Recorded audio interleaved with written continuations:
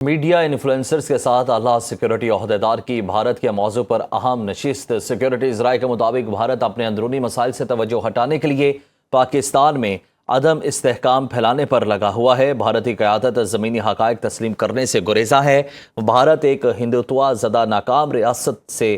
تاہم اب اسے اپنے آپ کو بڑا دکھانے کی عادت ہو چکی ہے۔ بھارتی ریاست کی ناکامی کی وجوہات بڑھتی ہوئی عدم برداشت اور مذہبی شدت پسندی ہے، اور ہندوتوا نظریہ نے بھارت کے سیکولر چہرے کو بھی مسخ کر دیا ہے۔ ریاست پاکستان اور اس کی عوام بھارت سے نہ کبھی مرعوب تھے اور نہ ہی کبھی ہوں گے۔ ڈیٹیلز جان لیتے ہیں، deputy bureau chief Ghazala Noreen ہمارے ساتھ موجود ہیں۔ جی غزالہ، بتائیے گا۔ بالکل، یہ اعلیٰ سیکیورٹی عہدیدار کے ساتھ میڈیا انفلوئنسر کی ایک بھارت کے موضوع پر ہونے والی اہم نشست تھی، اور اس کی سب سے اہم بات یہ تھی کہ اس میں جو تمام تر گفتگو کا موضوع تھا وہ زیادہ تر بھارت کے حوالے سے ہی رہا۔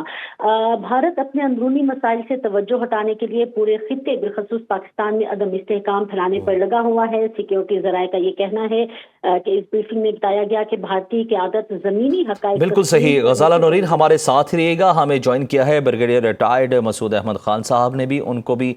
شامل گفتگو کر لیتے ہیں۔ بہت شکریہ بریگیڈیئر صاحب آپ کے وقت کا۔ بتائیے گا کس طرح سے دیکھتے ہیں اس اہم نشست کو جو بھارت کے موضوع پر کی گئی ہے، اور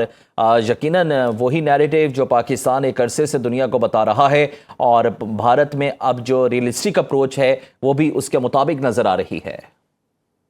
جی ہاں، دیکھیں کہ جو بیسیکلی جو انڈیا میں بہت کچھ ہو رہا ہوتا ہے، اور لیکن انڈین میڈیا ہے یا گودی میڈیا ہے یا ان کے جو را کے تھرو جو سوشل میڈیا کو استعمال کر کے اٹینشن ڈائیورٹ کرتے ہیں ایکچولی جو انڈیا کے ہیپننگ سے، اور ایسے امپریشن دیا جاتا ہے کہ انڈیا بڑے سو کال بہت شائننگ انڈیا ہے اور بہت اس میں ڈیولپمنٹ ہو رہی ہے، لیکن جس حالات و واقعات سے لوگ لڑ رہے ہیں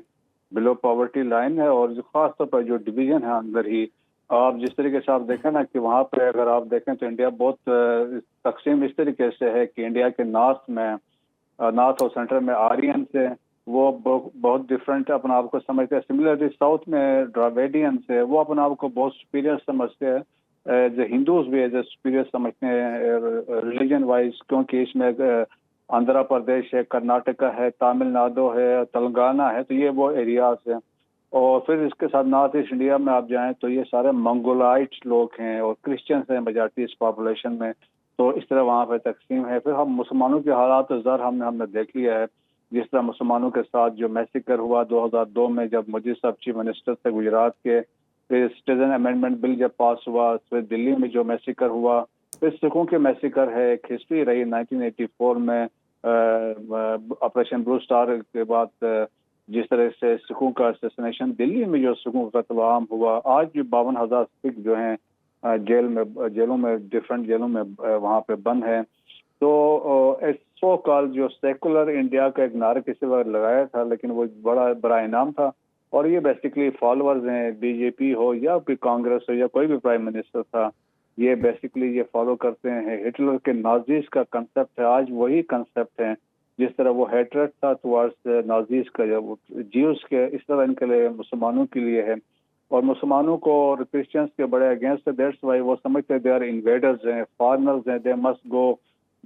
بیک ٹو دیئر کنٹریز جہاں سے آئے ہیں۔ اور جس طریقے سے پھر ایک اور ہے وہاں پہ انڈیا میں نیکسلائٹس کی بڑی موومنٹ چل رہی ہے، سینٹر میں ہے، آلموسٹ 13 اسٹیٹس ہیں جہاں پہ یہ اسٹرگل چل رہی ہے، اور 40% آف انڈین جغرافیکل ایریا ہے۔ تو منموہن سنگھ جب پرائم منسٹر تھے تو ہی سیڈ کہ this was number 1 internal threat to India.